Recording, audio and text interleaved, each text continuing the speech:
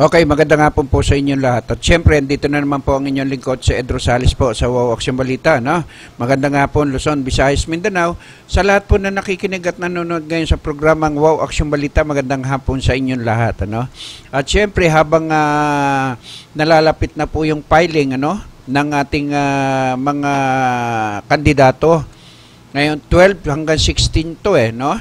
At ito ang pinakamagandang parte sa sinasabi natin na malapit na po yung maalis ang lahat ng alimatik o yung mga buaya sa ating pamahalaan. At kung makikita lamang po natin, lahat po ng mga kandidato ngayon, halos ang grupo po ng tuwid na daan ay nagkawatak-watak na po. No? At kung susumahin mo, at kung sa dami ng tatakbo na yan, at panay kapartido po nila, mananaig pa rin po yung grupo ng nasabing si Binay. No? Kapag itong si Binay ay hindi po nasampahan ng kasong plunder, at ito ay nasabing hanggang siya ay magkaroon po ng makatakbo po siya sa kanyang ambisyon para maging Pangulo ng bansa, ay tiyak na marami pong makukulong. No? Marami pong makukulong na mga whistleblower, no? At ang mga nagbunyag at nagbulgar doon sa mga anomalya ng nasabing Vice President at saka ng Mayor ng Makati. Dahil doon ay makikita nyo po, pati siya ay nagsampa na rin ng kaso yan. No? At ang inatabayanan na lang po natin, yung kung paano siya masususpindi. No? Kung paano siya makakasuhan at kung kinasuhan man, asaan yung nasabing pangil ng mga nag-aakusa sa kanya na mabigyan siya ng talagang totoong kaso. No? At saka ang panawagan pa rin po natin sa ating mga tiga-COMELEC, dapat sana lahat po ng tatakbo ngayon, 2016, mag-resign po. No? Mag-resign sa kanilang mga pwesto. No? Sa kanilang mga pwesto, dapat magsipag-resign po sila dahil ang kailangan po ng taong bayan, yung totoong magsiservisyo.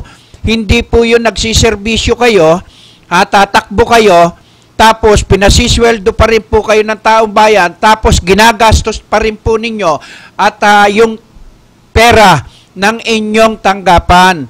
Maniniwala po ba kayo na hindi po nila ginagastos at ginagamit sa kanilang pangangampanya yung nasabing mga pera ng kanilang opisina? Imposible. No? Imposible po yan. No? Alin, hindi na gumagalaw eh. At yan ay imposible po yun. Ayan. Nagkaroon ng kidlat. At may ano na naman, no? At siguro yung mga tatakbong kandidato, merong parang nahugot na bigla, no? At pagkatapos, yung mga kagaya niya, si Francis Tolentino, di ba? Ay nag-8-8 yung mga regalo nila, no? O ayan, dinaakusahan ka pa ngayon. At tapos, yung mga sinasabi po natin na talagang kung titingnan po natin ang lahat po ng kandidato, bibihira po ang totoo na nagtatapat. No? At hindi bali yung mga bulgar na talaga no? Yung mga nakalantad na. Noong panahon na unang-unang nagbigay ng kanyang pagkandidato ang Vice President na si Jojo Marbinay, kaya malakas ang loob po na ang nasabing mama na yan na wala siyang na hindi siya maaakusahan o makakasuhan, no?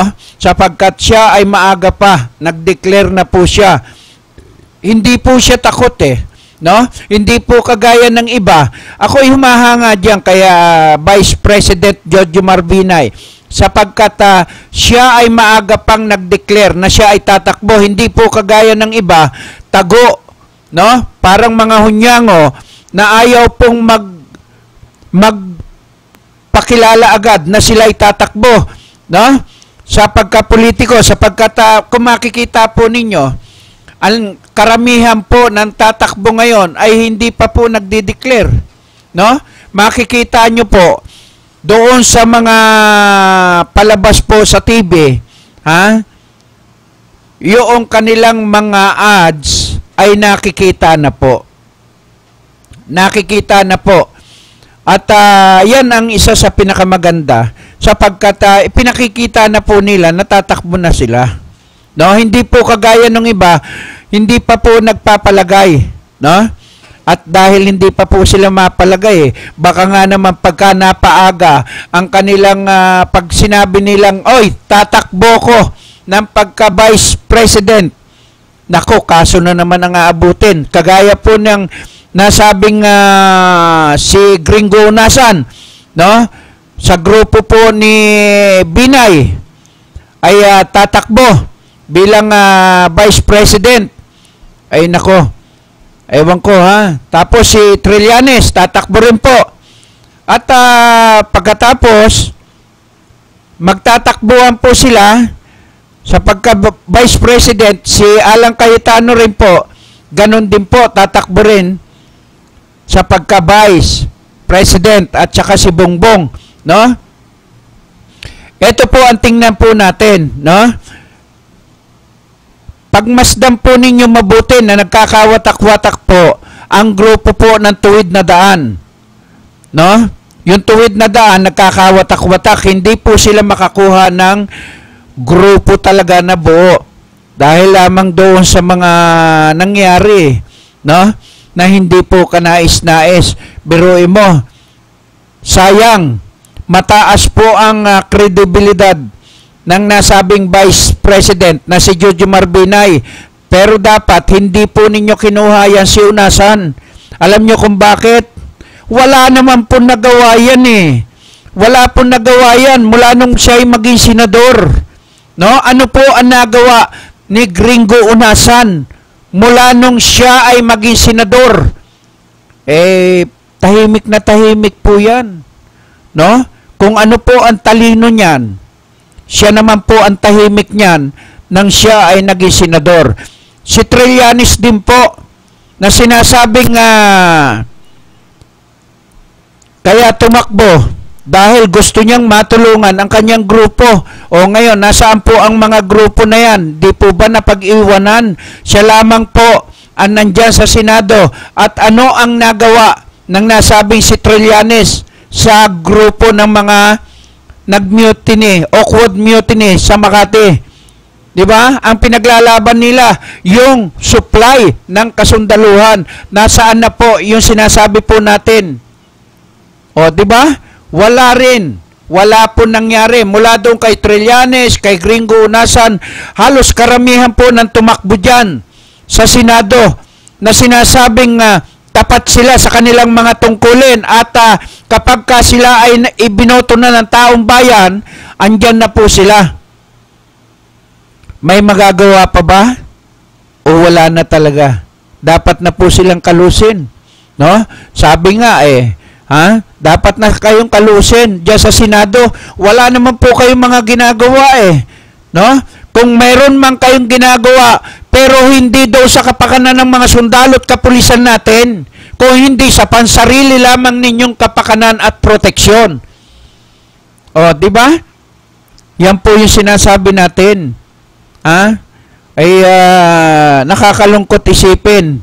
Kauumpisa ko pa lamang na high blood na po ako doon sa mga tatakbo no? Wala na pong mga ginagawa, tapos naghahangad pa doon sa pinakamataas na posisyon.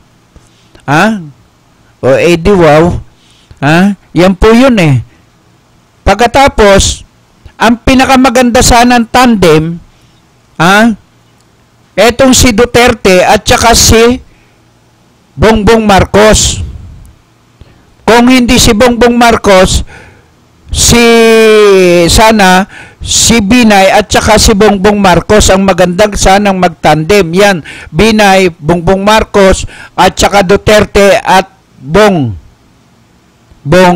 Marcos, no? Pero yung mga katandem po na sinasabi pong nung unang arangkada lamang ay makikita nyo po na doon po yan sa tuwid na daan. Sila Alang Cayetano, di ba? Wala po tayo nakitang pagbabago. Bakit? Sa Taguig po ba may pinagbago? Wala po. No? Talamak po ang waiting dyan. Talamak po ang sugalan dyan. Kung makikita lamang po ninyo, halos hindi na rin po walang magawa. No? At sabi natin, wala na pong magawa ang mga tatakbo ngayon sa pagka-Vice President. Dahil ang mga tatakbo, walang kakwenta-kwenta. No? Ilan lang ang may kwenta dyan? Si Chess, Bongbong Marcos. Di ba?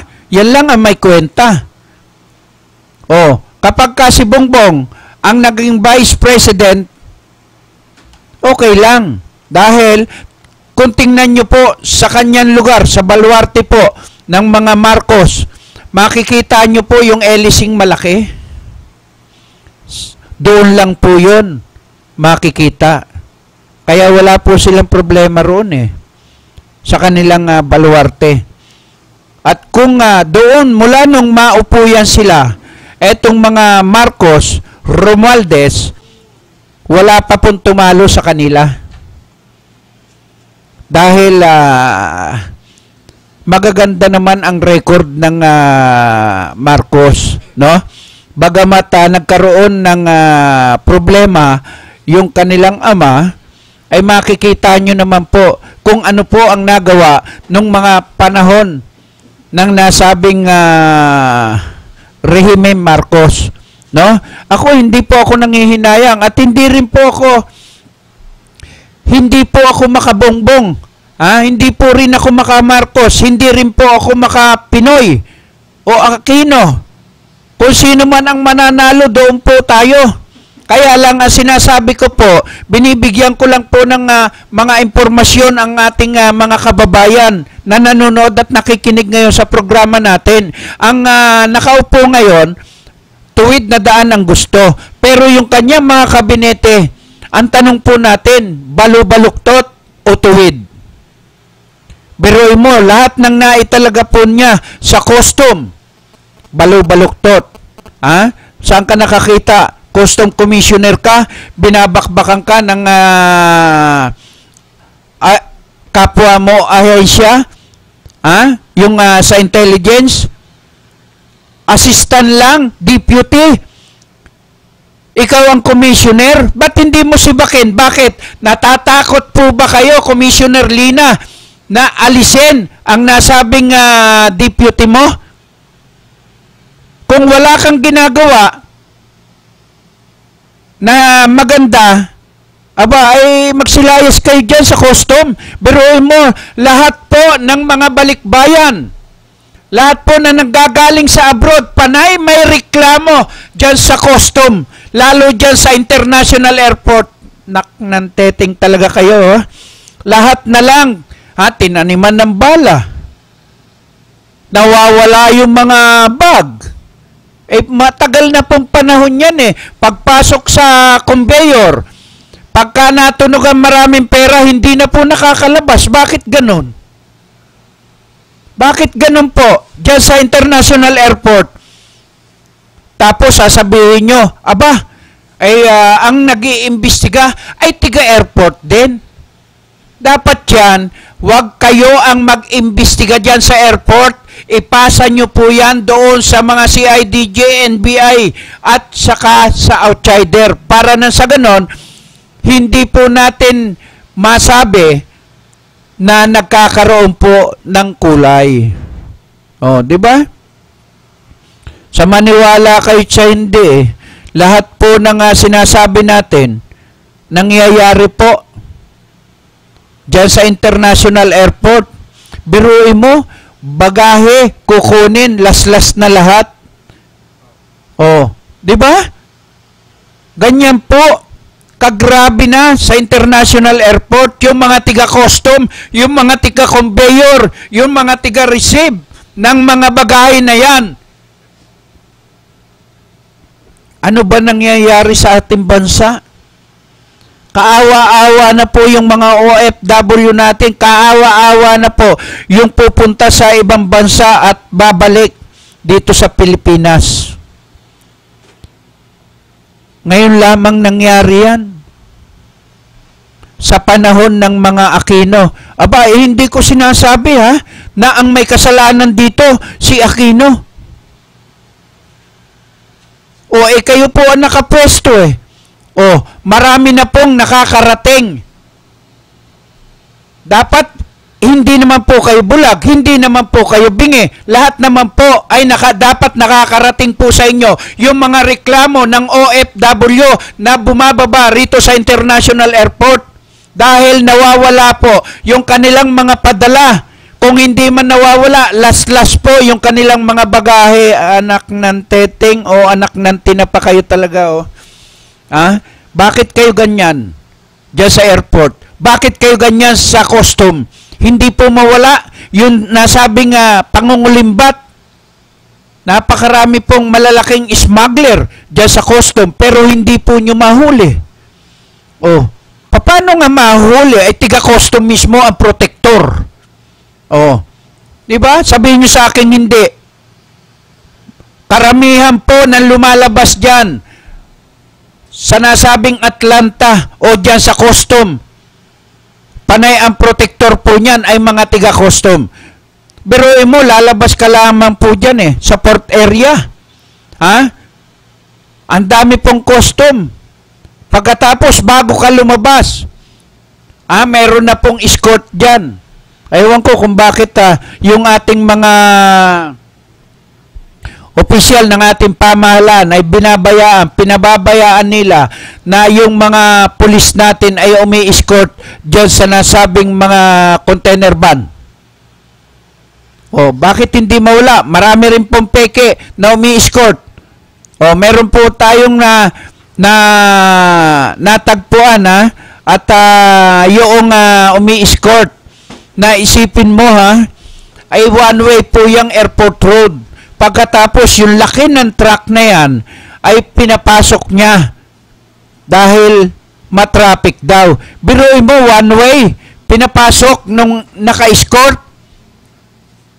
Ay nagkataon na naka-standby po kami doon sa airport road. Siguro mga 5 reporter po kami.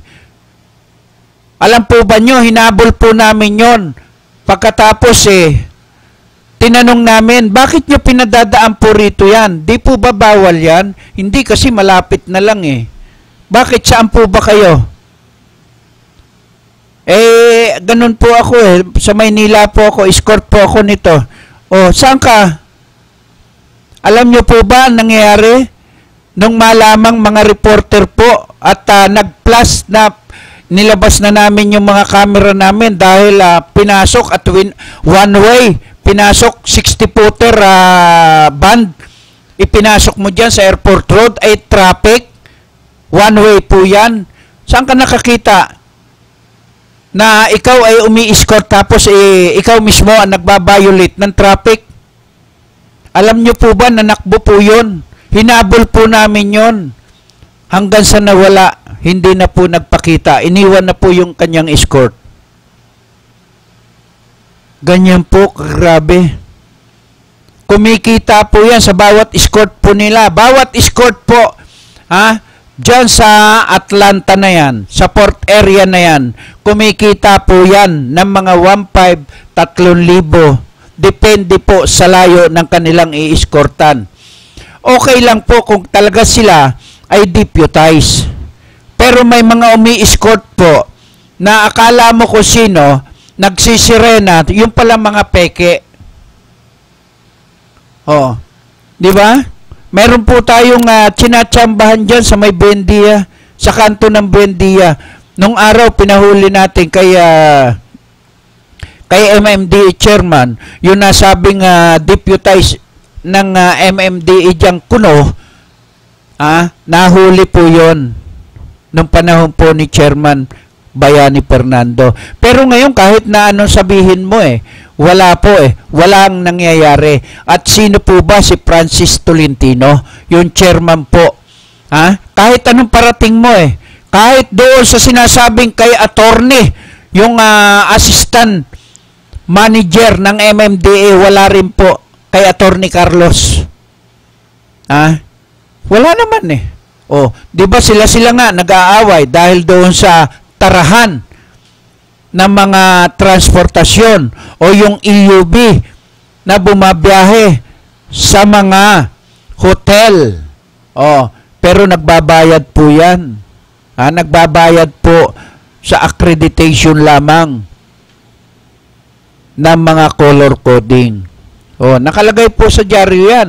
Hindi po tayo gumagawa ng istorya na hindi po natin alam. Kaya yun po yung nakakatakot, no? Sa bawat tanggapan ng ating pamahalaan ay wala pa po tayo nakita.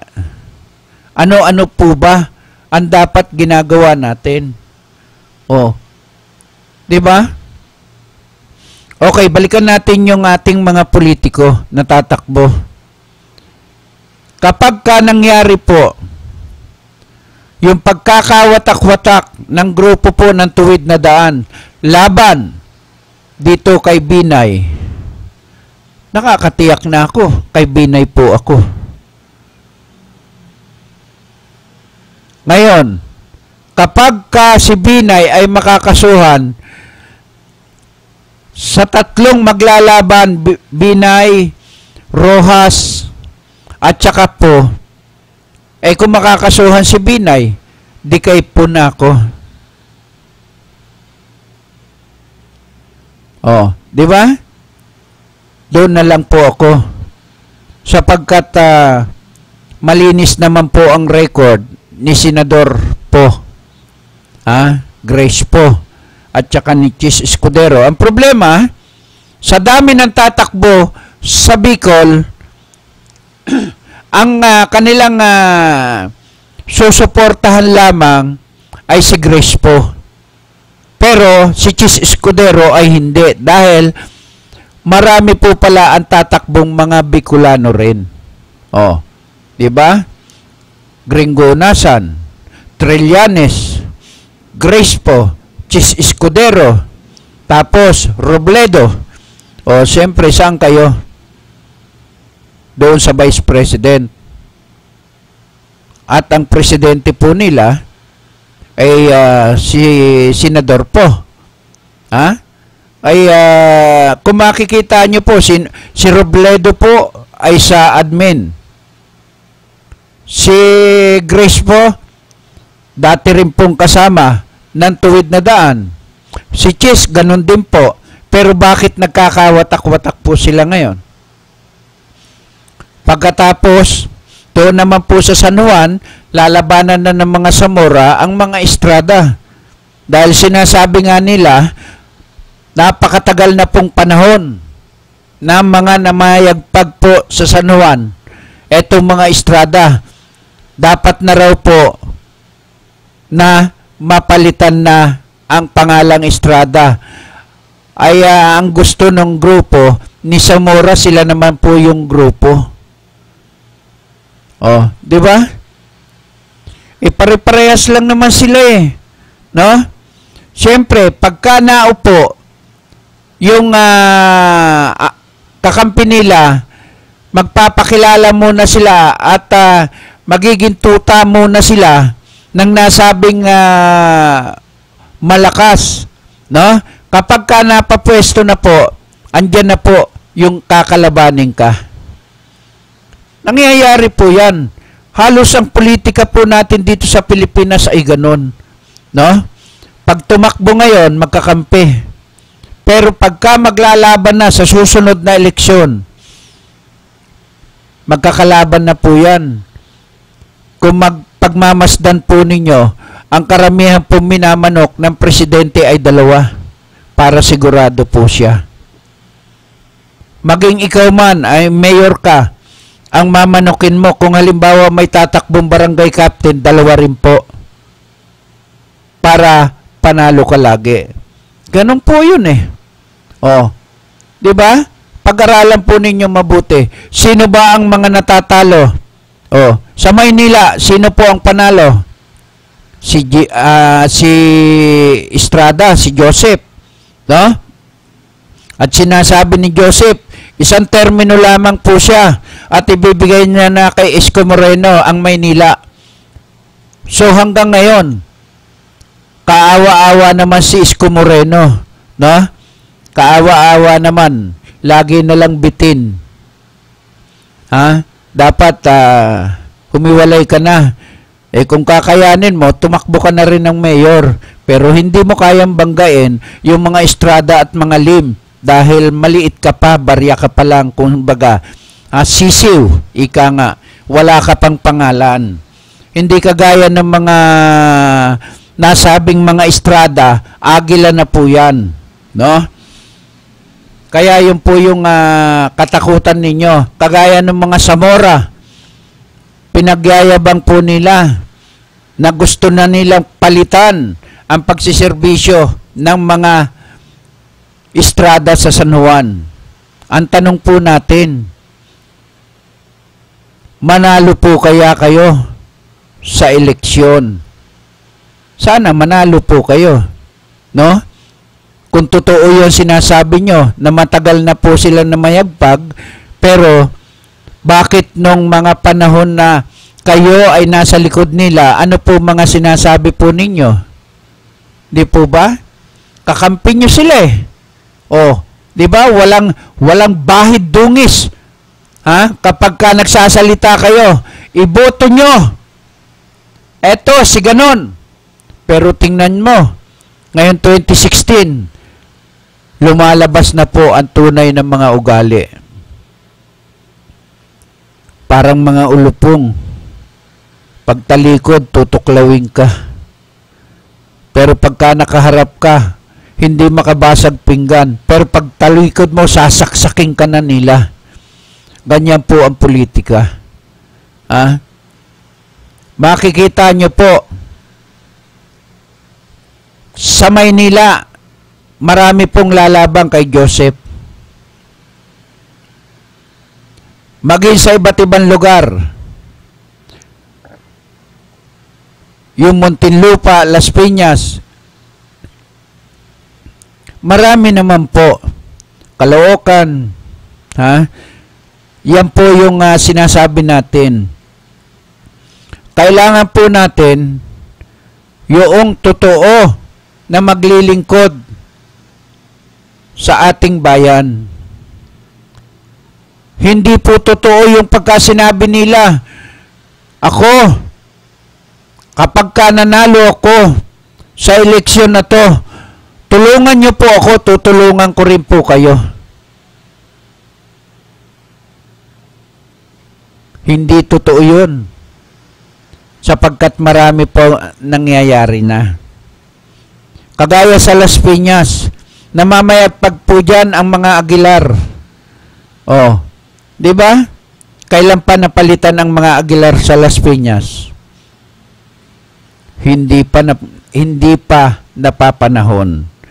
Pero sa maniwala kayo sa hindi, kapag ka ginusto na nasa itaas, napalitan na po yan silang lahat dyan sa Las Piñas, wala pong magagawa ang kanilang pera. Ano man ang impluwensya nila. Maging ang nakaupo sa Malacanang, kung ayaw na po sa kanila ng nasa itaas, kahit anong dami ng pera nila, hindi po sila makakaupo dyan.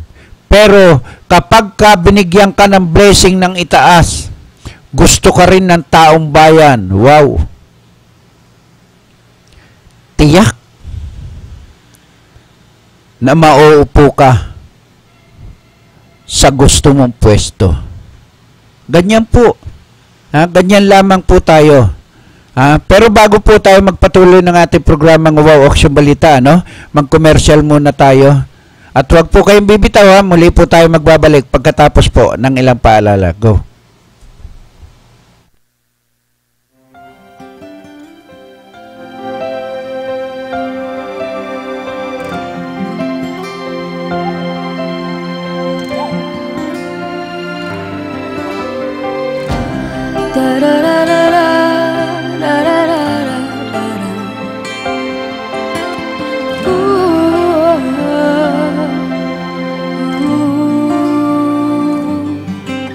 Sa puso, sa isip at sa panaginip, kasama kapiling kita. Laging mayroong bukas, laging may pag-asa, pagkat tuwina'y naandun ka. Malayo na, abot kamay ka na, aking padarama, pag-ibig na walang kasing ganda. Darating din ang umaga na dala-dala'y pag-asa, ang ngiti sa puso ay madarama. Araw ay muling sisikat, tanglaw sa bagong pangarap, dahil kahit kailanman o nasan ay abot kamay kita. Sa pangungulilay, laging iniisip, naroon at naghihintay ka. Lungkot sa aking puso'y agad naglalaho, dahil alam kong nandyan ka. Darating din ang umaga na dala-dala'y pag-asa, ang ngiti sa puso ay madarama. Araw ay muling sisikat, tanglaw sa bagong pangarap, dahil kahit kailanman o nasan ay abot kamay kita. Abot kamay kita.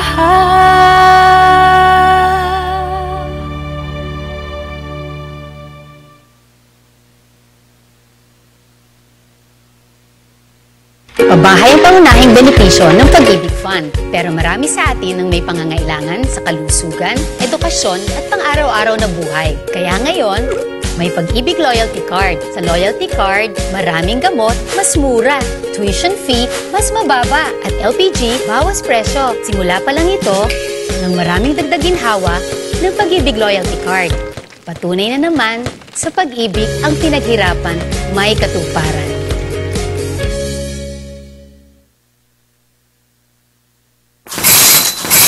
Ito na, kalusugang pangkalahatan. Binibigyang halaga nito ang pagkakaroon ng PhilHealth Card ng bawat Pilipino. Kapag may PhilHealth Card, tiyak na makakatanggap ka ng maayos na serbisyong pangkalusugan. Di na problema ang pagpapagamot sa ospital. At kahit si tatay lang ang miyembro, ang buong pamilya kasama sa benepisyo. Kaya dapat may PhilHealth Card tayong lahat. Mag-enroll na sa pinakamalapit na PhilHealth office.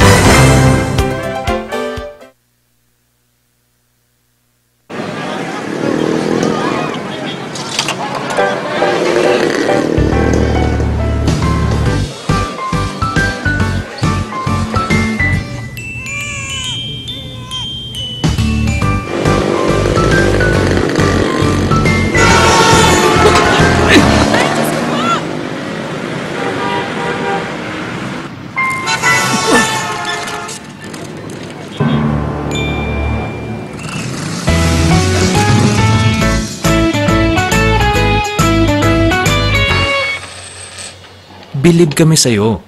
Sa tuloy-tuloy mong hulog sa SSS, protektado ka at yung pamilya. Mag-member na.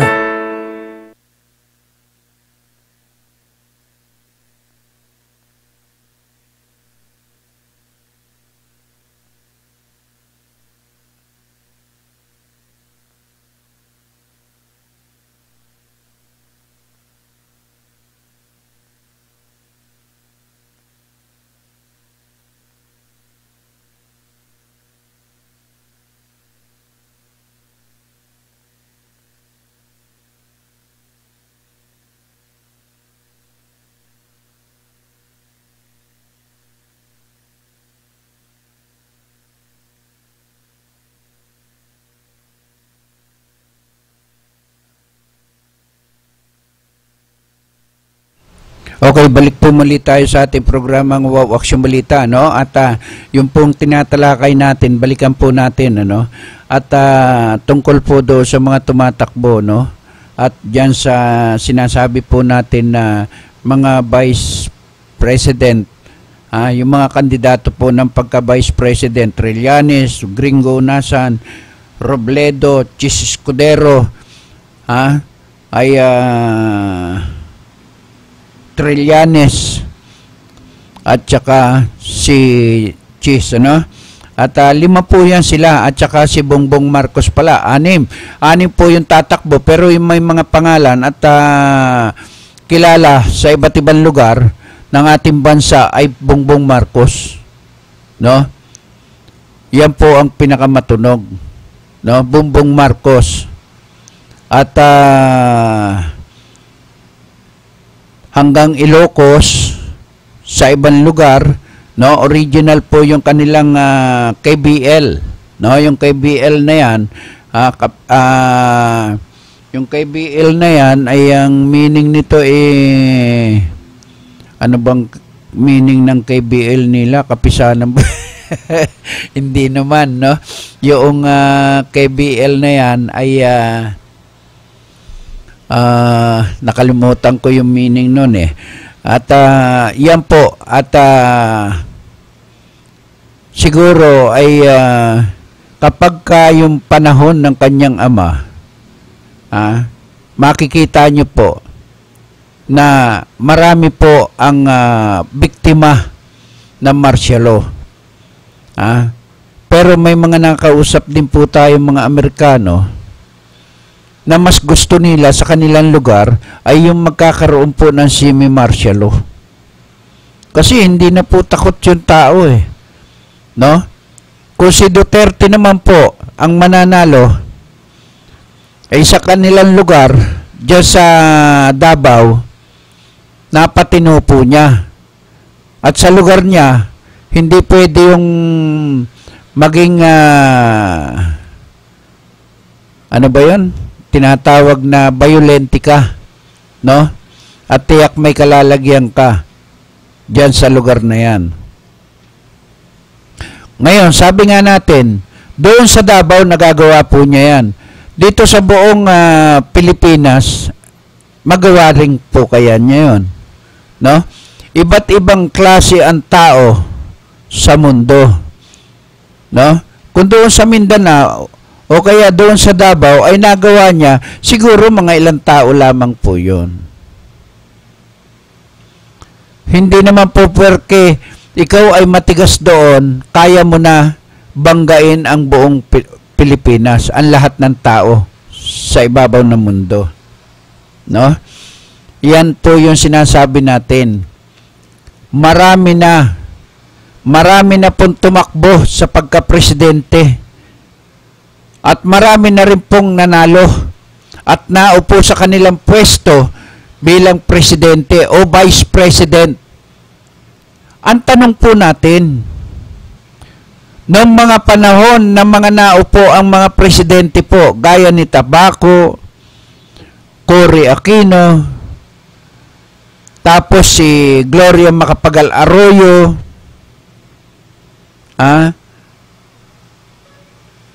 Marcos, sino pa?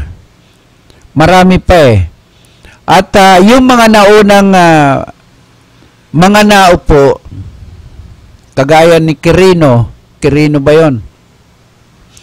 Yung mga sinaunang mga naging presidente po na nakatsinelas lamang, yun po yung hinahangaan natin. Pero mo sa istorya nga lang nung mga unang panahon daw ang presidente naglalakad lang sa luneta, tapos sasakay ng taxi, may daladalang bayong. Yung taxi driver, ito kwento lamang po ito kung totoo yung mga kwentong nakakarating din sa atin. Na nung panahon daw, nung mga sinaunang mga naging presidente, naglalakad lang po sila.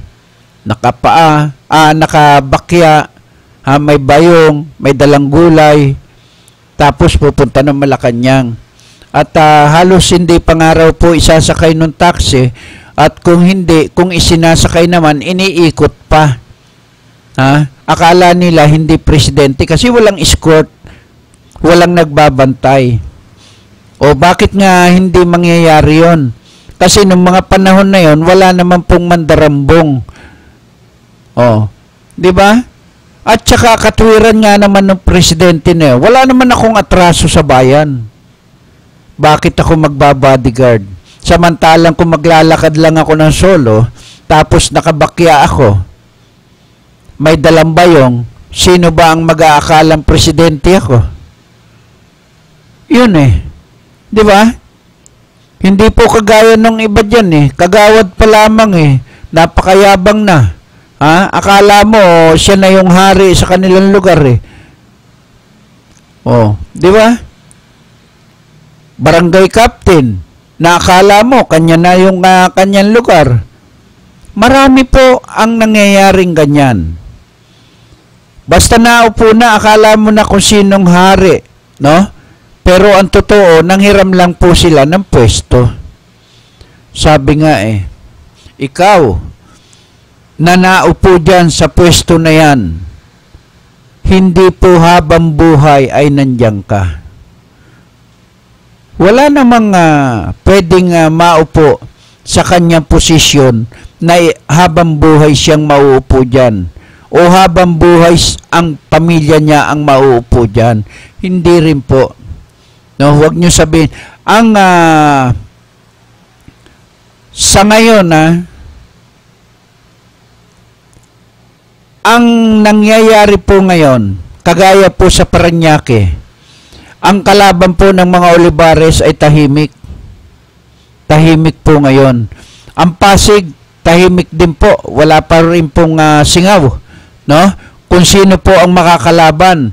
Kaya ngayon pa lamang po, sinasabi ko kapag ka nagkaroon po ito, kaya po ginagawa ito ng mga politiko. Alam nyo, marunong na po ang politiko ngayon. Hindi na basta-basta nagsasalita na, oy, ako tatakbo ngayon.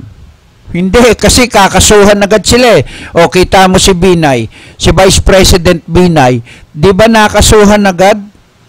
O, nung mga hindi pa nag-aano si Senador Po, di ba, pinipilit nilang makuha. Wala pang record yon. Nanalo nga ng pagka-senador yun Tapos sasabihin nyo, hindi siya Filipino citizen. Ay bakit nakatakbo siya ng senator? At wala naman pong kumastigo sa kanya nung panahon na yon. At bakit lahat ng mga senador at congressman, hindi naman siya binatikos?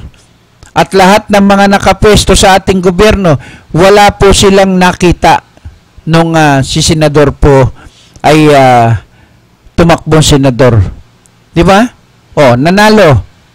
Ang taas ng rating, parang si Erap, no? Ay nung makita nilang mataas ang rating nito, ito yung target nila. Kaya yung nag-announce ng unang-una na tatakbo sa pagka-presidente ay si Binay. Siya lamang ang bukod tanging malakas ang loob. Kaya bilib po tayo sa kanya. Matapang. Hindi po siya nagpapadala doon sa mga bati-batikos sa kanya. At hindi rin po siya nagpapadala doon sa mga sinasabing taktika ng mga kalaban niya sa politika. Ganyan talaga. Kailangan makapal ang mukha mo. Kailangan hindi pwede yung manipis ang mukha mo pagka tumakbo ka sa pagkapolitika. Babae at lalaki, pagka tumakbo sa pagkapolitiko at politika, kailangan makapal ang mukha mo. Hindi pwedeng manipis. Dahil kapag ka manipis, sinabi lamang sa'yo, ikaw, magnanakaw ka, ay hindi ka natatakbo. Manipis balat sibuyas. Pero yung sabihin mo, yung mga sanay sa politika, kahit anong batikos mo dyan, kahit anong sabihin mo, kahit sabihin mo pang mandarambong, magnanakaw yan, lahat na plunder, hindi ka pa rin na uurungan yan. Ang katwiran nila demanda mo ko, lalabanan kita sa korte. Pero kapag ka manipis ang mukha, balat sibuyas, kaunting sinabi lamang sa'yo, naku, hindi ka pala Filipino citizen hindi ka pwede. Biruin mo ang sagot agad na nasabing si Grace po, kung makakasuhan ako, hindi na ako tatakbo. Naniniwala po ba kayo? Kung hindi na siya tatakbo, sino maglalaban?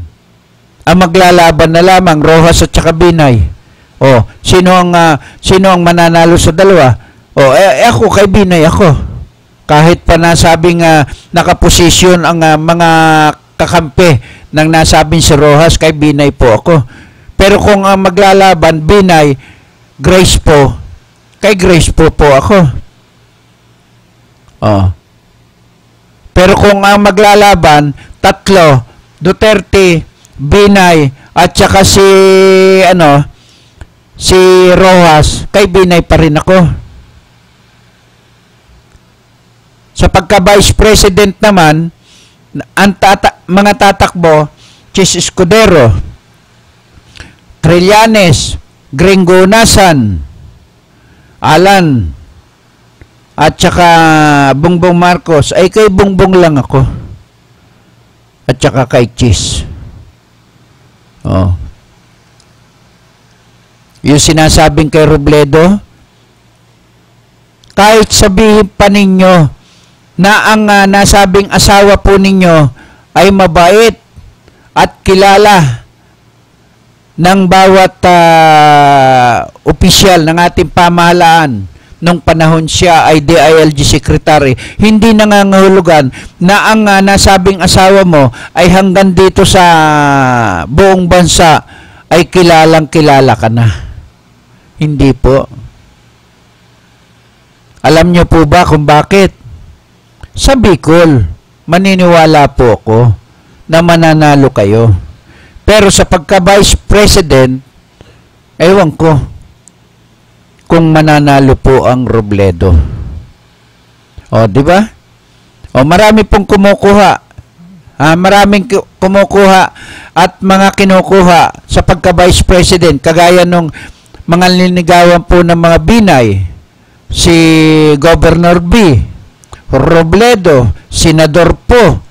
Yan po yung mga kanilang gustong kunin nung mainit na mainit at hindi pa nila binibigyan ng problema ito si Grace po. At yung Malacanang naman, pinipilit po na makuha rin nakatandem ni Rojas si Grace po. Nung hindi po makuha, naglaro na po ng chess. Di ba? Ito'y patalasan ng isip Ito'y padunungan ito kung paano aatake doon sa kanilang mga kalaban. Yan po yung sinasabi natin. Iilan lamang po ang mga talagang may pangalan na tatakbo sa politika. At hindi po mga kakilala, kagaya po ni Senador Alan Cayetano. Kilala po ba yan sa Mindanao? Sa Davao? Sa Ilocos? Mga ngamote po yan ng boto. Si Si Robredo, kilala po ba yan buong Pilipinas? Iboboto po ba yan ng mga tiga ibang lugar? Ay, hindi naman po yan kakilala. O, banggitin mo ang Bongbong Marcos. Tiyak, kilala po sila. Kahit na ano po sabihin po ninyo, pag sinabing Marcos, kilala po ang mga Marcos. Alang Cayetano, hindi po. Trillanes, hindi rin po. Gringo Nasan, hindi rin po. Hanggang saan po sila makakarating? No, dapat lahat sila mula kay Gringo Nasan, kay Trillanes, mawala na po sila diyan sa Senado. Dapat sa kanila hindi na po iboto. Yung lahat ng gumawa po ng mga batas na wala pong pakinabang, lalo doon sa sinasabi po natin na yung gumawa ng batas para doon sa mga empleyado na 5 months ay GO lamang sila. Ha? Yung pong gumawa nun, wag nyo na po iboto. No? Contractual. Ha? Pinaburan ang mga kumpanya at yung nasabing mga tao, yung mga nag-a-apply, kita mo, napakaraming mga requirements ang kinukuha agad. Dapat, halimbawa, papasok ako sa kumpanyang to. Kumuha ka muna ng requirements mo bago ka mag-apply dito. Kumukuha ka na ng requirements mo, hindi ka pa pala tanggap. No, dapat pagka pinakuha ka ng requirements, tanggap ka na. Hindi, nangyayari po ngayon, kagaya sa Parañaque, yung si Tambunting, o anak ng Tambunting na yan, ang alam lang po, magpakasal. Tapos, kukuha ng tao, yung pala, wala naman pong kumpanya, para lamang makilala siya. Alam mo, yung nag-a-apply ka ng trabaho, pagbabayarin ka, 1.5 agad ang babayaran mo at pakukunin ka ng iba't ibang mga requirements. Pagkatapos, pababalikin ka na lang. Bibilang ka ng buwan hanggang sa katamaran mo na yun. Hindi ka na babalik. Ganyan po ang politika. No? Mapagsamantala. Kung kinakailangan gahasain ka, gagahasain ka ng mga politiko na yan. Pero bibihira po sa mga politiko at politika ang tumutupad sa kanilang mga sinumpaang tungkulin. Parang pulis yan eh. Noon at ngayon, ang pulis noon ay maganda at maganda ang reputasyon. Pero ang pulis ngayon, napakasama ng reputasyon. Napakababa ng tingin ng mamamayan sa kanila. No? Magsumbong ka nga sa kanila, sasabihin nila naku, sino isinusumbong mo? Kakilala ko yun matinong tao yun. Ibig sabihin, kapag inireklamo mo, tapos kakilala nila, matinong tao yun, hindi na nila tatanggapin. Ibig sabihin, ikaw na nagre-reklamo, hindi ka pala matinong tao. Kasi ang nirereklamo mo, matino Ganyan ang batas sa ating bansa. Kaya kailangan mamili po kayo ng iluluklok nyo dyan sa Senado at saka sa Congress. Yung mga gumagawa ng batas na yan, kailangan magkaroon po tayo ng mata at tainga at bibig sa Senado. Hindi yun nangyayari ibinoto mo, tapos bulag siya, tapos pipi siya, tapos bingi pa siya. Nako, wala na. Lahat na sinasabi sa Senado at saka sa Congress, hindi na po umiimik. Pag sinabi may nakita ka ba, wala. Pag sinabing may narinig ka ba, wala. Anong masasabi mo? Wala pa rin. Ganyan po eh. Ha? Kaya sinasabi natin na halos karamihan na mga yan ay bulok at bugok. No? Tingnan mo na lang kung tayo ay makakapili ng matino at maayos na namamahala sa ating gobyerno. Aba, swerte natin. Pero sa ngayon, wala pa raw pong ipinanganak na halili at maganda ang magiging record ng mga namumuno. Ilan pa raw, ilang pang panahon ang gugugulin at ilang presidente pa ang uupo bago tayo makakuha ng matino. Ayon doon sa hula. Hula lang yon, ha. Kumbaga, tayo, kaya nga hula eh, tsamba-tsamba eh. Ha? Hula ko doon, ganito. O, kung hindi magkatotoo, di malas. Kung magkatotoo, swerte. Ganyan lang po yan eh. Sabi nga eh, sabi ng doktor, may taning na buhay mo hanggang 1 buwan ka na lang. Yung tao, tinaningan hanggang 1 buwan. Sa kakaisip ng tao, baka hindi po siya umabot ng 1 buwan eh. Mamatay na agad eh. Kasi sinabi ng doktor eh. Parang siya ang Diyos eh. Pag sinabi niya, ikaw bukas mamamatay ka na. Ganon. No? Sana ang makuha po natin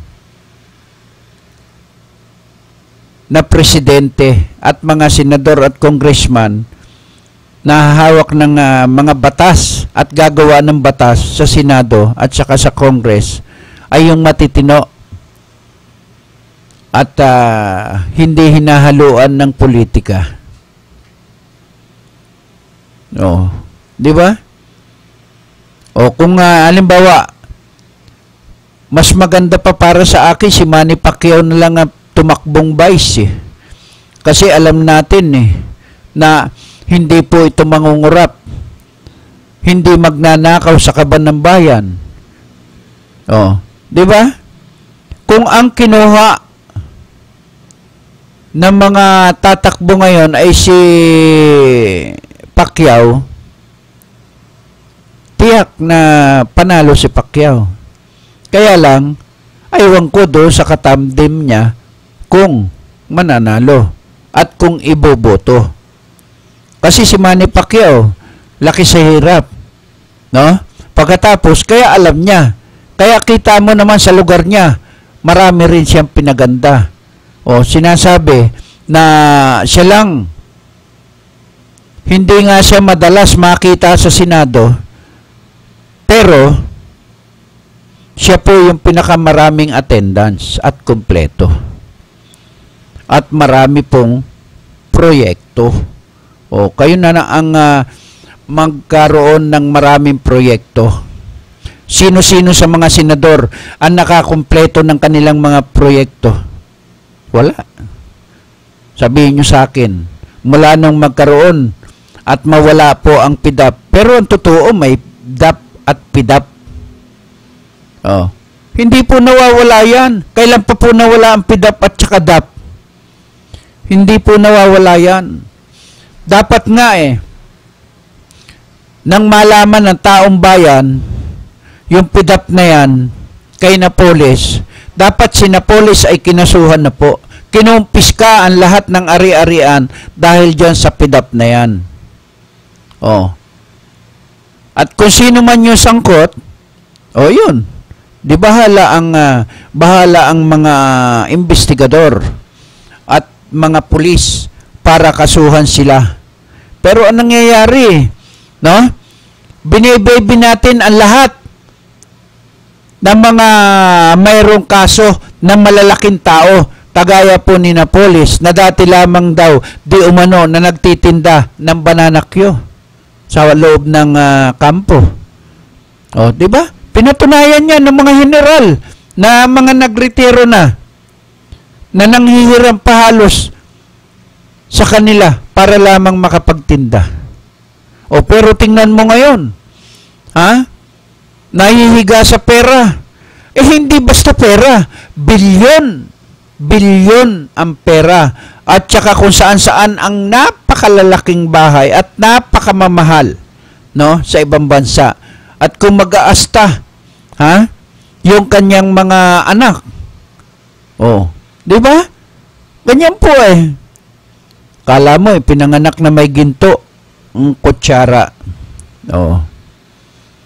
Kaya po ang lahat ng ating mga kaibigan, no, nakakalungkot isipin na ang ating mga mambabatas ay kung iisipin mo lang na ang lahat ng mga tumatakbong politiko at mga nanalo na dating walang-wala, ngayon ay mga bilyonaryo na.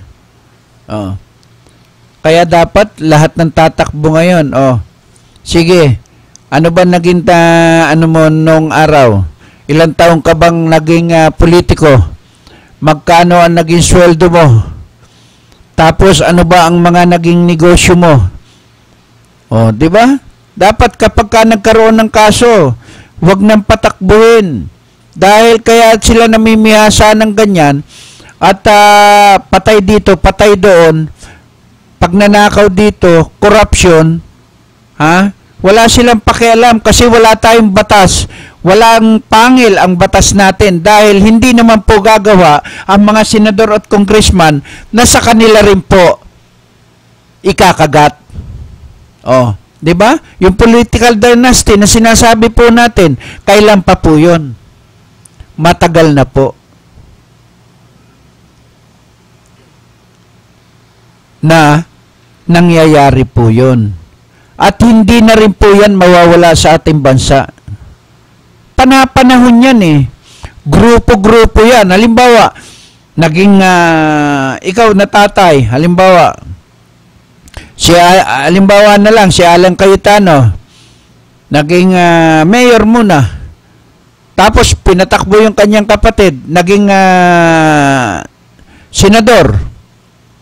Tapos pinatakbo na naman uli yung isang kapatid, di apat na sila. Congressman, senador, mayor. 2 senador, isang congressman, isang mayor. Di ang dami mong kalaban, di ba? Tapos hahawakan nila ngayon yung lugar na yan. Tapos yung PDAP, dadalhin nila roon. Siyempre, kapatid niya mayor doon eh. Di ibababa niya ngayon yun doon. Ang kanilang PDAP. Di ba nangyari yan?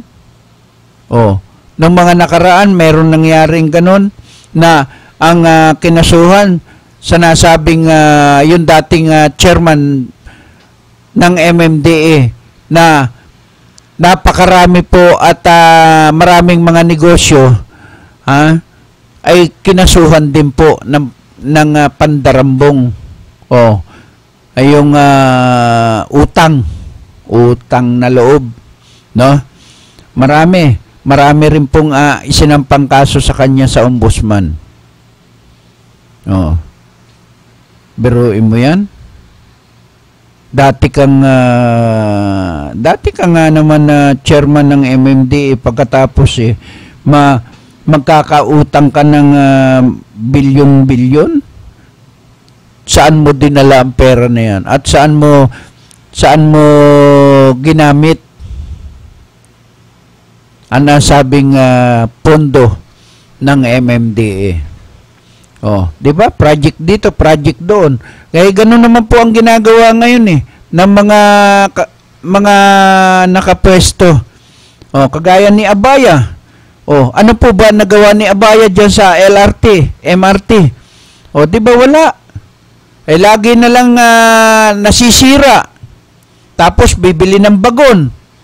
Makikita natin bagon-bagon ang problema. Bagon-bagon ang kamalasan. Oh. Lahat na po ng mga pwesto, pinestohan ng mga yan, pero wala rin pong nagbago. Hanggang ngayon. O, tingnan mo yung card ngayon na sinisingil nila ng 20. O, di ba nagkaroon po ng issue na naman yan? Biruin mo ilang milyon ang sumasakay po araw-araw pagbabayarin mo ng 20 pesos dyan sa card na kapag nawala daw, di umano. Ha? Magbabayad ka ng 20 pesos. O, di ba? May deposito. Parang LTO at saka LTFRB na gumagawa ng mga batas nila, pero anong nangyayari? Kagaya ng paniningil nila ng sticker, plate number. Ha? Wala pa yung plate number mo, sinisingil ka pa ng sticker. Ha? Sasabihin nila, meron. Oh, may maglalabas ng kotse. Magpaparehistro ka, bayad na sa kanila. Hanggang ikaw ay mabuisit na lang sa kakabalik-balik sa LTO. Walang plakang lalabas. Paano? May utang pala sila, ay hindi naman marunong magsipagbayad. Ang lakas po kumita ng LTO at saka LTFRB at DOTC. Saan po napupunta ang budget? Tingnan mo, pagmasdan mo, yun na sabing ng mga nangyayari diyan sa LTO at saka sa LTFRB. Ano ba ang nagagawa na nila sa reklamo ng tao? Ako lang ang plastic ng lisensya ko, halos 5 buwan ko nung makuha. Hindi mo nga malaman, tapos pipila ka pa. Oh. Kailan ko lang nakuha ang plastic ng aking lisensya nung Friday. Oh. Muntik pa akong mabuisit dahil sa haba ng pila.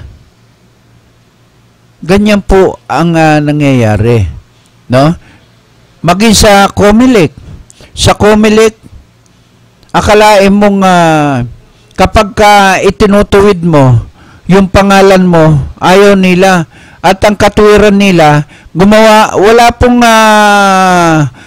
bawal po at wala pa pong registration ngayon. Kaya hindi po pwedeng baguhin. No? Hindi po pwedeng magkamali ang mga gumagawa niyan. Ay mali nga Oh, 'di ba? Maging sa lisensya nga nagkakamali po sila Ang tanong po nga pag nagkamali po ba magbabayad pa rin po kami. Oh, ganyan po ang nangyayari. Ang pagkakamali ng mga empleyado po ng Comelec, pagkakamali po ng mga kumukuha ng Comelec ID. Oh. Biruin mo, ako, pinakukorek ko.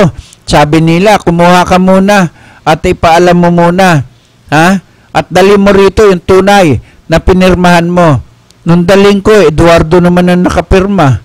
Hindi naman po Eddie. Oh.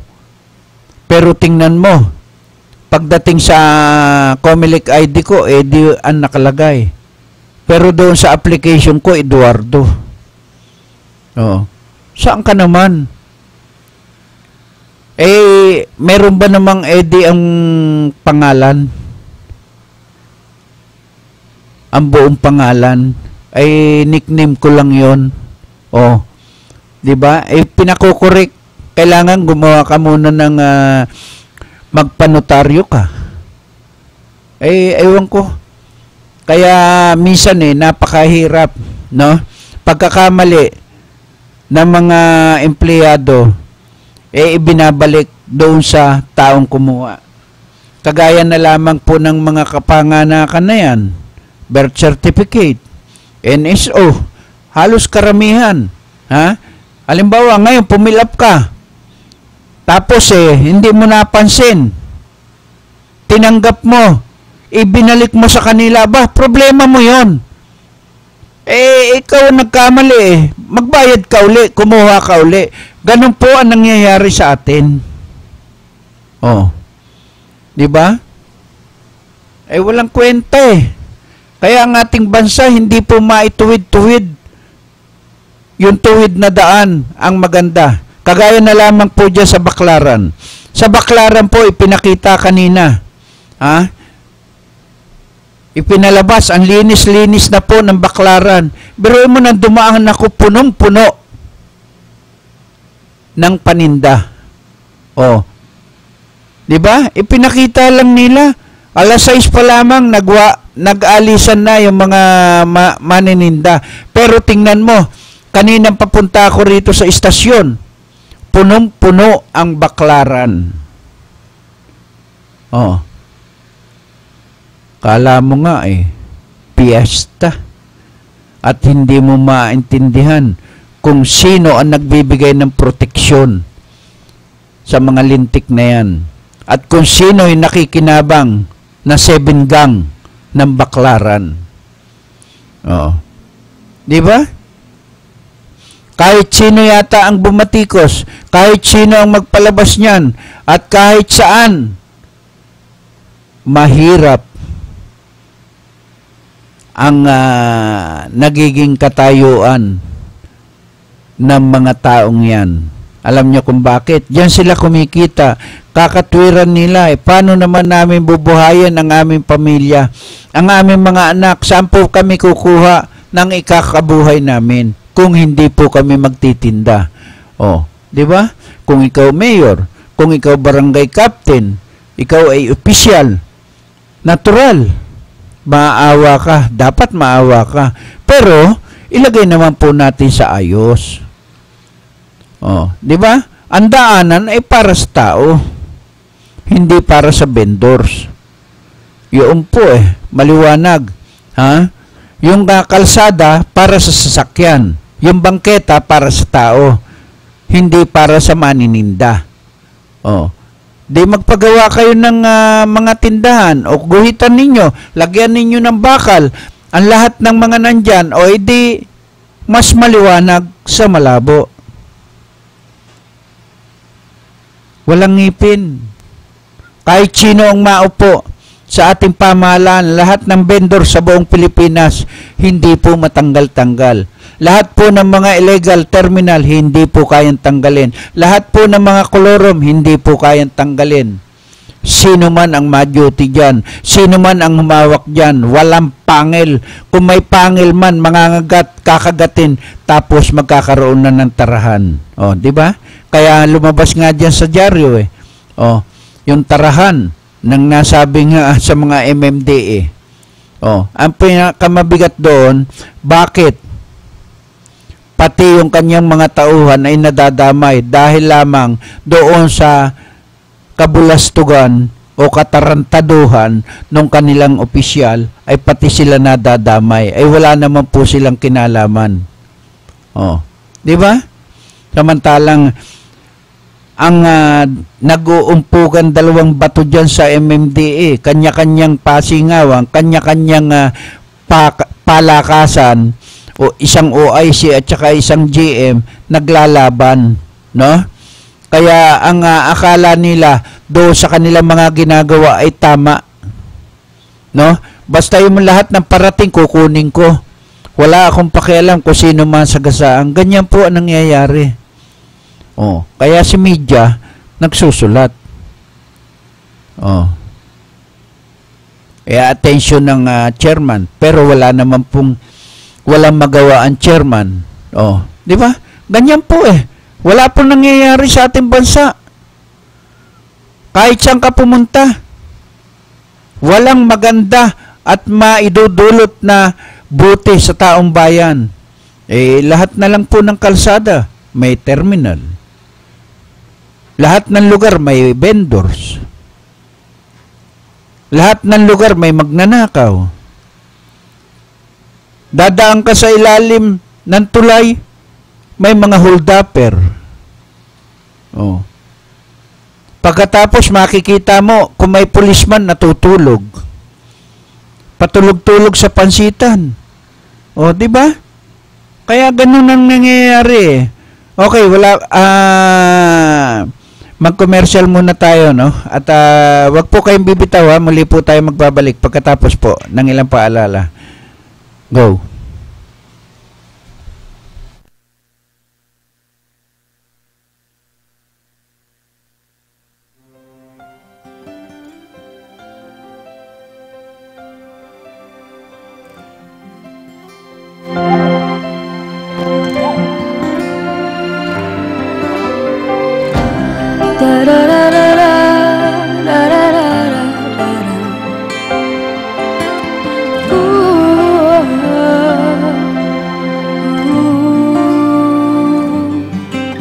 Sa puso, sa isip at sa panaginip, kasama kapiling kita. Laging mayroong bukas, laging may pag-asa, pagkat tuwina'y naandun ka. Malayo na, abot kamay kita, aking padarama, pag-ibig na walang kasing ganda. Darating din ang umaga na dala-dala'y pag-asa, ang ngiti sa puso ay madarama. Araw ay muling sisikat, tanglaw sa bagong pangarap, dahil kahit kailanman o nasan ay abot kamay kita. Sa pangungulilay, laging iniisip, naroon at naghihintay ka. Lungkot sa aking puso'y agad naglalaho, dahil alam kong nandyan ka. Darating din ang umaga na dala-dala'y pag-asa, ang ngiti sa puso ay madarama. Araw ay muling sisikat, tanglaw sa bagong pangarap, dahil kahit kailanman o nasan ay abot kamay kita.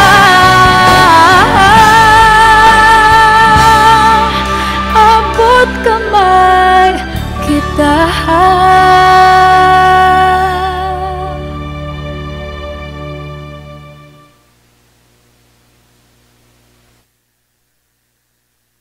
Pabahay ang pangunahing benepisyo ng Pag-ibig Fund. Pero marami sa atin ang may pangangailangan sa kalusugan, edukasyon at pang-araw-araw na buhay. Kaya ngayon, may Pag-ibig Loyalty Card. Sa Loyalty Card, maraming gamot, mas mura. Tuition fee, mas mababa. At LPG, bawas presyo. Simula pa lang ito ng maraming dagdag ginhawa ng Pag-ibig Loyalty Card. Patunay na naman, sa pag-ibig ang pinaghirapan may katuparan.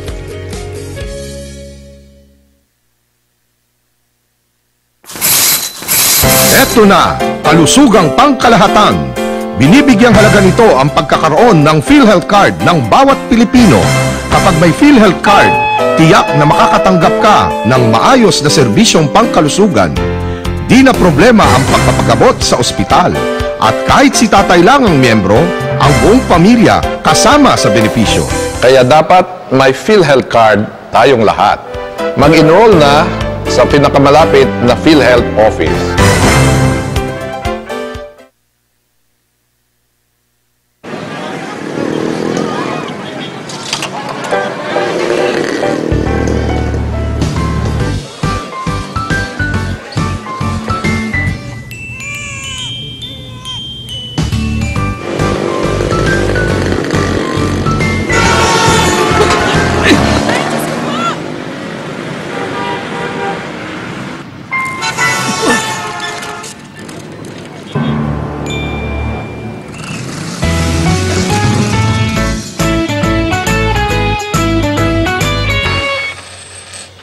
Bilib kami sa'yo.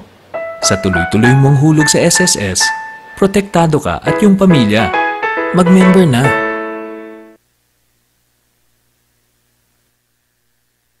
Pansin sa iyong mga kapaligid. Okay, balik po muli tayo sa ating programang Wow Action Balita, ano? At kuha naman po tayo dito sa nasabing pagtakbo ng nasabing si Bongbong na Marcos, ano, sa pagka-Vice President. At ipinahayag kahapon ni Senador Ferdinand Bongbong Marcos Jr. na tatakbo na rin siyang Vice President ng bansa sa eleksyon sa susunod na taon. Kasabay ng pagkumpirma, sinabi ni Marcos na espekulasyon lamang ang mga ulat na makikipag-alyansa siya sa isang particular na presidential candidate. Ipinaliwanag ni Marcos na lumipad siya sa Davao noong Miyerkules upang konsultahin si Davao City Mayor Rodrigo Duterte na nangako namang susuportahan siya sakaling magdesisyong kumandidato bilang Vice Presidente. Nangako rin si Marcos kay Duterte na susuportahan ito kung tatakbong presidente. Kaugnay naman kay Vice President Jojo Marbinay, sinabi ni Marcos na inimbitahan siya nitong maging running mate. Nagkaroon na niya ng mga inisyal na pag-uusap sa pagitan ng kanilang mga supporter.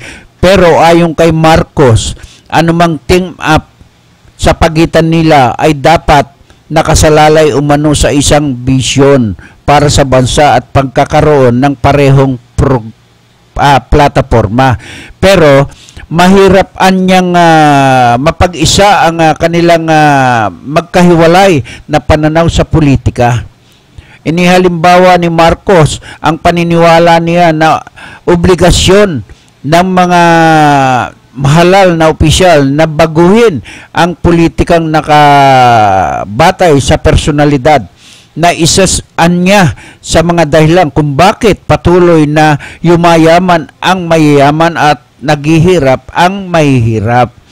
Naging kalakaran na anya ang korupsyon, problema sa droga at naging katanggap-tanggap na ang incompetent.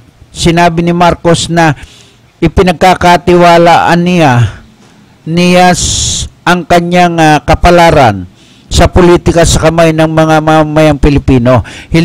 Hiniling niya sa nahatulan siya ng mga mamamayang kung karapat-dapat na pagkatiwalaan bilang Vice Presidente ng bansa. Isinasalaysay ko ang aking kapalarang politikal sa kamay ng mamamayang Pilipino.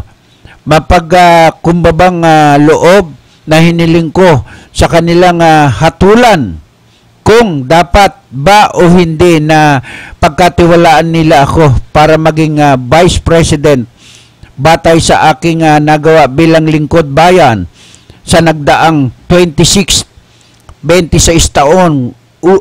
taong una ay bilang dating Vice Governor at naging Governor ng Ilocos Norte bago naging kinatawan sa Kongreso ng ikalawang distrito ng Ilocos Norte at panghuli ang pagiging senador ng bansa.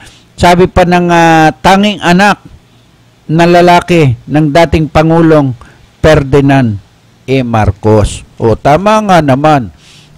Nasa kamay nga naman ng taong bayan at mamamayang Pilipino ang kapalaran ng isang politiko at politika. Ay dapat nga naman dahil sabi nga niya, yung mayayaman lalong yumayaman at mahirap yung lalong nagiging mahirap, no? Dapat nga naman isang vision lang, isang pananaw ang gusto nila, ang gusto niya. Magkaiba magkaiba po sila ng pananaw. Kaya po yung kung tatakbo man siya ay ang ipinaubaya niya sa taong bayan. Tama yon, no? Kaya nga sabi ko, kung ito ay susunod sa kanya, sa yapak ng kanyang ama, noong bago pa mawala ang dating presidente Ferdinand Marcos, ay maganda na sana no? Maganda na kung hindi doon sa mga suwail at inggit, no? Sana ay naging maganda na ang Pilipinas. Hindi na dapat nagkaganito no? Hindi na dapat. Biruin mo yung na-clear lamang dyan sa Bataan na ilang bilyon ang ginastos dyan. Pagkatapos hindi pinagana nung pumalit sa kanya. Tapos ngayon gustong buksan. Oh, di ba? Makikita nyo po yung diferensya ng ating mga politiko at politika. Kung sino ang nakaupo, babaguhin yung nasimulaan. Para nga naman masabi, kanyang project ito. O bakit? Yung sinasabi nating mga project sa iba't ibang lugar, gaya ng San Juanico Bridge, kanino po ba yan? Sino po ang nagpagawa niyan? Ang dating Presidente Marcos. No? Yung mga nasabing yung Asia Mall, panahon po ng Presidente Marcos po yan. O nakita nyo, di ba ngayon pinakikinabangan ng napakaraming tao. O, akalain nyo, nagkaroon ng napakalaking mall dito sa Pasay. Pagkatapos yan ba kung titingnan po natin, yung mga namuno sa ating bansa, pagkatapos ng rehimeng Marcos na sinasabing corrupt at maraming mga ginawang mga anomalya, bakit hanggang ngayon hindi nyo nakasuhan? Kung totoo. Kung totoo. Dahil nga marami nga mga pangyayari hanggang ngayon hindi mailibing dyan sa libingan ng mga bayani. Pero yung kanilang mga magulang na hindi naman po bayani, ayun, naililibing basta gusto ng mga nakapwesto sa gobyerno. Pangalan lamang Marcos, takot na po sila kaya hanggang ngayon, kung pag-aaralan po ninyo at ibalik natin sa dati, ang mga Marcos ay kinatakutan nung panahon po nila. Kinatakutan dahil nakapagbaba ng martial law. O, di ba? At lahat ng sinasabi po natin, yung mga senador na yan, congressman na yan, dapat tanggalin na po yan kasi magugulo. Wala naman pong batas na maganda para sa bayan. Kung akong masusunod. Kaso hindi naman ako masusunod, hindi lang naman ako ang taong bayan para sa akin lang, saga ng akin, no? Dapat kung uupo ang presidente, siya na lang. Kaso hindi magiging fair, no? Dahil walang kongreso. Bawal naman 'yon.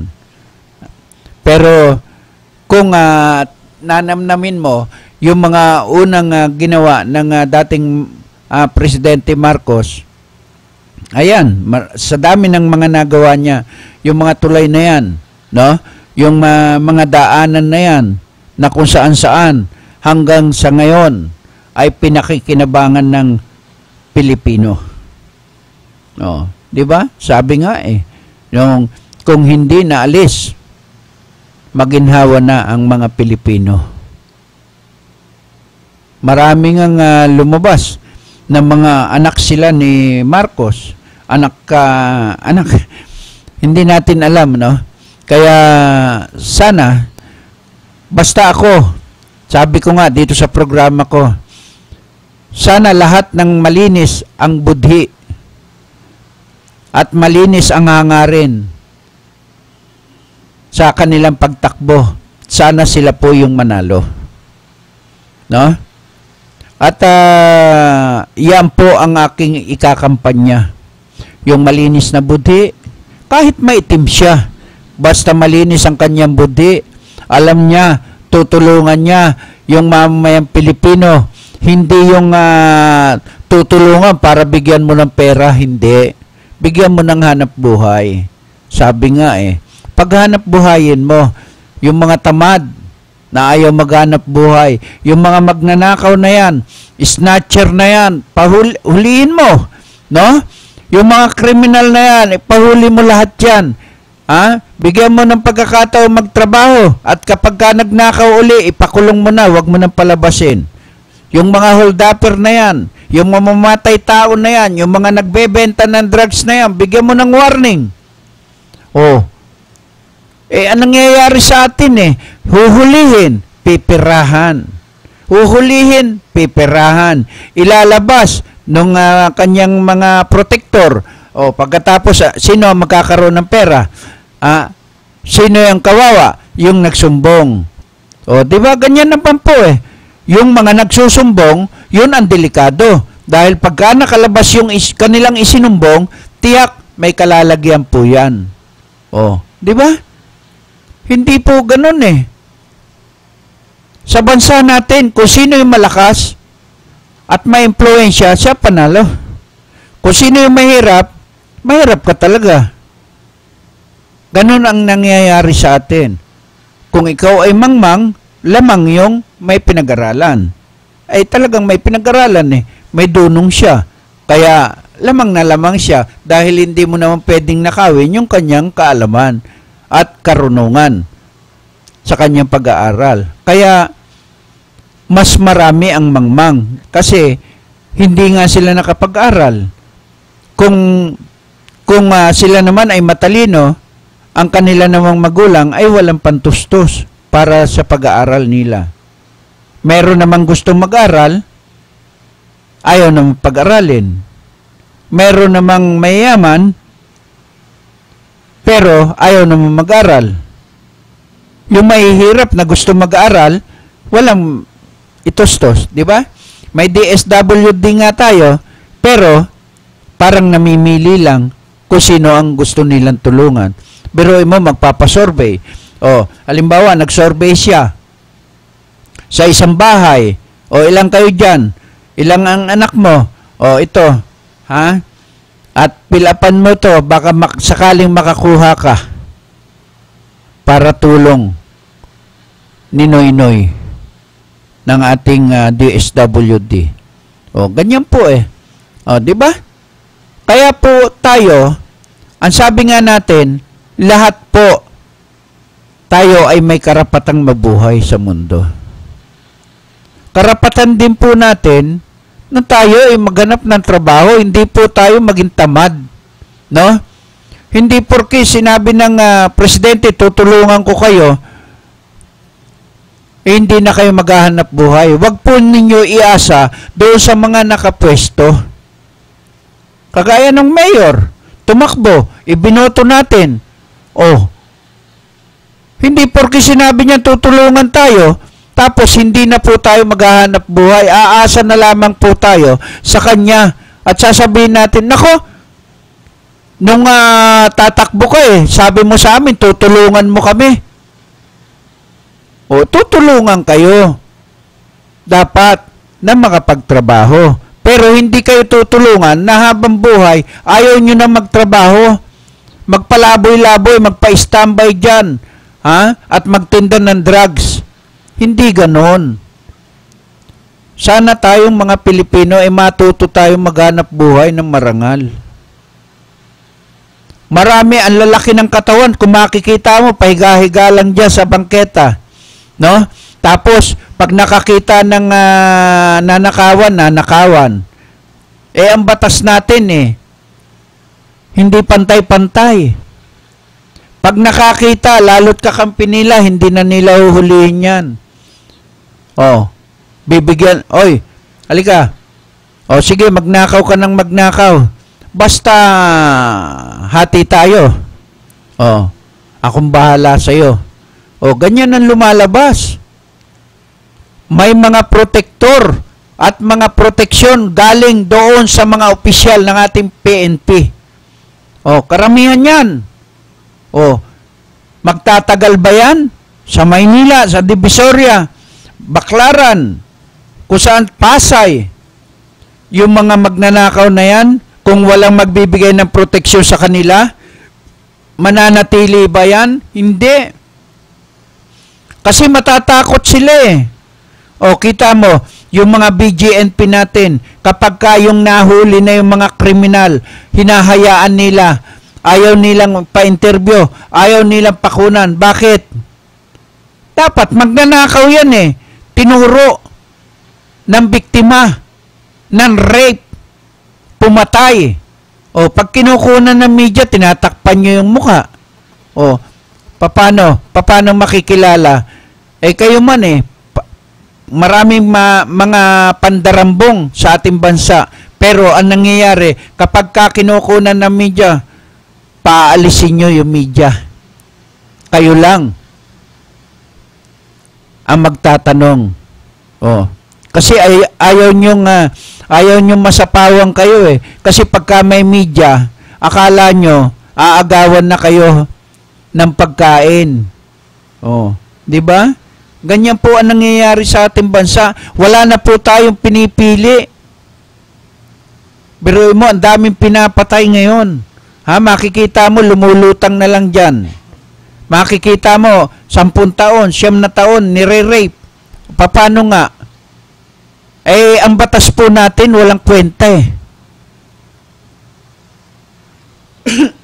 Lagi na lang argabyado ang mahihirap. Lagi na lang argabyado yung pinapatay. Siyempre, pinapatay. Di argabyado nga. Pagkatapos, pagka natatapatan, kita mo yung nanutok dahil sa traffic, yung pala, mga karnaper pala yun. Di nakita nyo, sabi nga natin hindi kayo mananatili dyan sa mga pwesto ninyo na yan. Kapag gusto na kayong kalusin ng nasa itaas, kakalusin kayo. Pagka gusto na po kayong ipahuli ng nasa itaas, mahuhuli po kayo kahit saan kayo magtago at mabibisto po kayo. Di ba? Hindi inaasahan po yun. Dahil nanutok ka ng baril, nang maisumbong ka, nakita mo, daming plaka, daming baril, daming bala, drugs, nakita nyo? Kaya, tapos patago-tago ka, patakip-takip ka ng mukha mo. Ba't ayaw mo ilantad ang mukha mo? Sa kapal ng mukha mo na yan dapat hindi mo na tinatago yan Biruin mo, ang dami mong pinahihirapan tao sa pagnanakaw, pangangarnap, pagbebenta ng drugs, baril. Nako, hindi pa kayo tamaan lahat ng kidlat para maubos na kayo. Mangitim na kayo. Hindi bali si Vice President Binay. Maitim ngayon, pero maganda naman ang budhe. Di ba? Kaso, yung kanyang makakatandim, hindi rin maganda. Bakit? I-background po ninyo yung nasabing Vice President na magiging katandem ni Binay. Tingnan mo. Kung hindi, mga maglabasan, yung mga hindi magagandang naging karanasan po nila. Lahat po yan. Magkakaroon po ng hindi magandang karanasan. At magkakabulgaran po yan. Habang lumalapit po ang eleksyon na yan. Diyan po yan lalapit. Lalapit po yung mga kaso nila. Yung mga pending case. Maglalabasan po yan. Kung halimbawa, nagkaroon po ng maganda at lahat po na sinasabi natin na yung mga taong yan ay walang mga ginagawa. Kung hindi, lahat sana ay makita ng taong bayan. Di ba? Maalala ko nga pala yung RAM Party List. Yung RAM Party List. Yan po, si Supremo Delta ay ini-endorse po yan ni Supremo Mickey Mouse. si Supremo Delta, si General Danilo Lim, no? RAM Party List. Yan po yung kanyang sinusuportahan. Oh, di ba? At 12-16 ang pag-filing ng candidacy. At tiyak na sana yung pagtakbo niya ay tuloy-tuloy na at suportahan po natin yung RAM Party List dahil para magkaroon po tayo ng mga tigapagsalita dyan sa Senado. Hindi po yung mga senador na nandyan na dalawa na sinasabing tutulong doon sa mga guardian pero wala naman pong ginawa. O, di ba? Ano po yung naitulong ng mga yan? Wala pong naitulong sa guardian yan sa buong mundo. No, sana man lang kung natutulungan, hindi nga makapagpagawa ng mga headquarters ng guardian diyan. Oh. Kaya yun po yung sinasabi natin. O kagaya po ni Supremo Delta, RAM Party List General Danilo Lim ay laban sa korupsyon, no? Sana yan po yung ating tulungan. Para nang sa ganon, magtulong-tulong po ang buong guardian. At sana sa panawagan po ng programang ito, huwag po nating hayaan na hindi natin mailagay sa tamang kalalagyan yung mga taong yan. O, di ba? Taasan na rito, taasan na roon, Laban kung laban. Ang panawagan natin dito, yung lumalaban sa korupsyon. O sino po yung lumalaban sa korupsyon? Meron bang senador na lumalaban dyan sa korupsyon? Wala. Meron bang party list na lumalaban sa korupsyon? Wala. O, bukod tangi lamang to, si Supremo Delta, Danilo Lim, yung RAM Party List, ang lumalaban sa korupsyon. O, sana siya na nga. Kaya tayo ay laging nananawagan.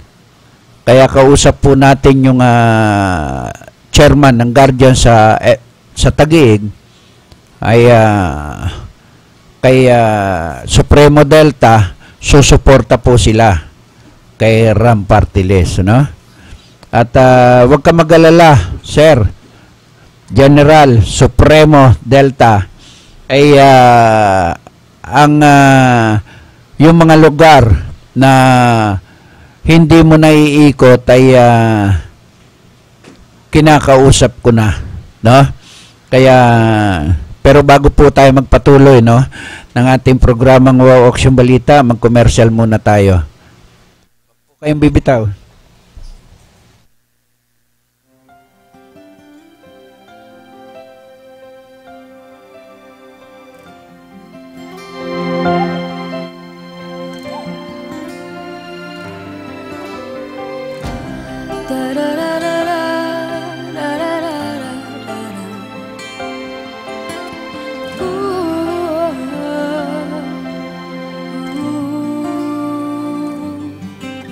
Sa puso, sa isip at sa panaginip, kasama at kapiling kita.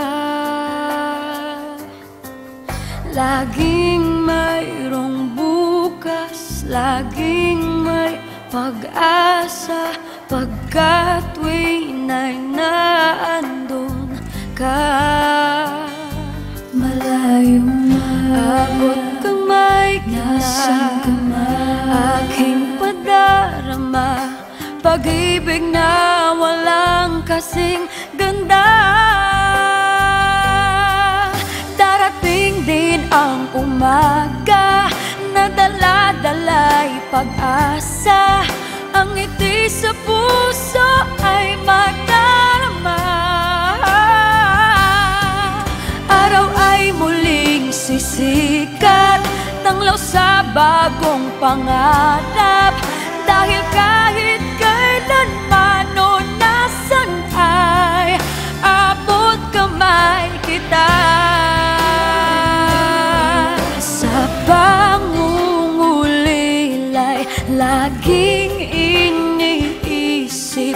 naroon at naghihintay ka.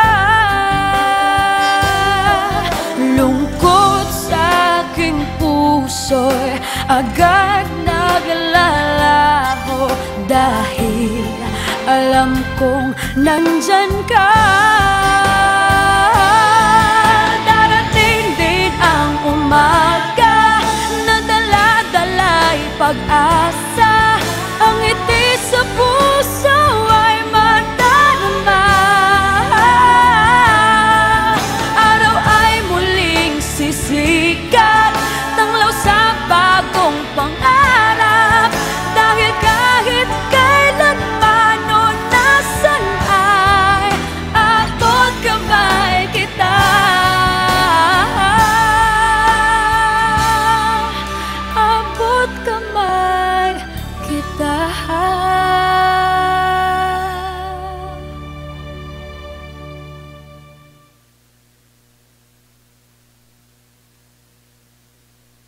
Pabahay ang pangunahing benepisyo ng Pag-ibig Fund. Pero marami sa atin ang may pangangailangan sa kalusugan, edukasyon at pang-araw-araw na buhay. Kaya ngayon, may Pag-ibig Loyalty Card. Sa Loyalty Card, maraming gamot, mas mura. Tuition fee, mas mababa. At LPG, bawas presyo. Simula pa lang ito, ng maraming dagdag ginhawa ng Pag-ibig Loyalty Card. Patunay na naman, sa pag-ibig ang pinaghirapan, may katuparan.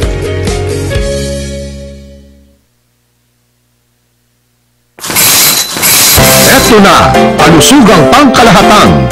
Binibigyang halaga nito ang pagkakaroon ng PhilHealth Card ng bawat Pilipino. Kapag may PhilHealth Card, tiyak na makakatanggap ka ng maayos na serbisyong pangkalusugan. Di na problema ang pagpapagamot sa ospital. At kahit si tatay lang ang miyembro, ang buong pamilya kasama sa benepisyo.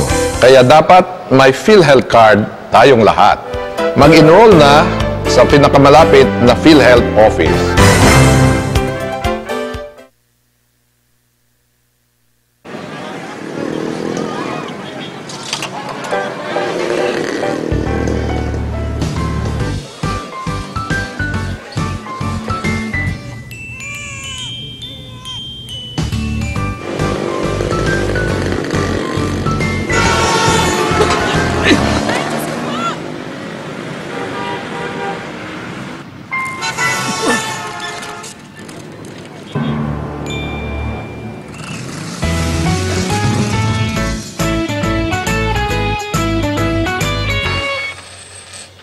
Bilib kami sa'yo. Sa tuloy-tuloy mong hulog sa SSS, protektado ka at yung pamilya. Mag-member na.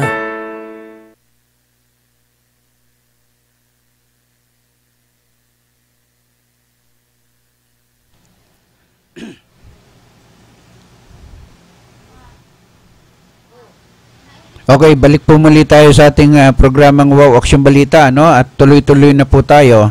At dito balikan po natin yung paliwanag ng government agency, no? Hinihingi 1 billion budget lang sa mga party at outing, no?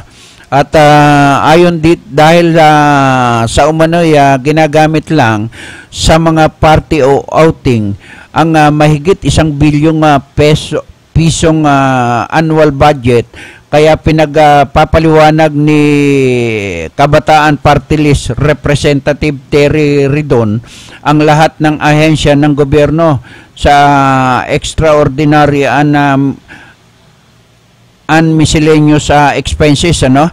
Ginawa ni Ridon ang hakbang sa gitna ng kontrobersya na outing, taking ng Liberal Party o LP at kaarawan ni Laguna Representative Benji Agaraw noong Huwebes dahil sa malaswang performance ng player na special gift umano ng MMDA Chairman Francis Tolentino. Ayon kay Ridon, ang tao ng 1 bilyong peso na pondo ay ginugugol lamang ng mga opisyal ng pamahalaan ng na party. Wow. Pang-party, pang-outing at pondo para sa ibang pang-extraordinary activities. Idinagdag pa ng kongresista na base sa dala mula sa Department of Budget, ang management o DBM, naglaan na umano ang gobyerno ng kabuang 3.1 billion peso para sa extraordinary and miscellaneous expenses para sa mga taong 2014 at 2015 hanggang 2016 base pa umano sa DBM. Ang mataas at mababang kapulungan ang nakakatanggap ng pinakamataas na alokasyon para sa extraordinary and miscellaneous expenses kada taon. At pangalawa ang hudikatura, habang ang Office of the President naman ay may average na 16.4 million peso extraordinary and miscellaneous expenses bawat taon. Samantala ang DILG may annual 7.6 million peso na pondo para sa katulad na purpose. Bagaman ang nasa ilalim ng General Appropriation Bill, sinabi ni Ridon na ang pondo ay prompt o bukas sa pang-aabuso, lalo pa at hindi suportado ng regular budget allocation. Iginiit pa ni Ridon na lihitin mo naman ang budget para sa extraordinary and miscellaneous expenses. Subalit, ang malaking tanong ay kung papano at magkano ang inilalaan para sa mga official statement, public relation at iba pa. Yan po yung sinasabi natin, no? Ay kaya doon po sa mga allocation na yan ay ginagamit lang po pang party. Party dito, party doon, party-partihan na. Pero pera po ng bayan po yung inuubos na yan, yung 1 billion. Akalain mo, pang party at outing lamang. Di ba nagkakaroon nga po ng problema yung mga barangay captain, na halimbawa ay nagkakaroon po sila ng outing o yung seminar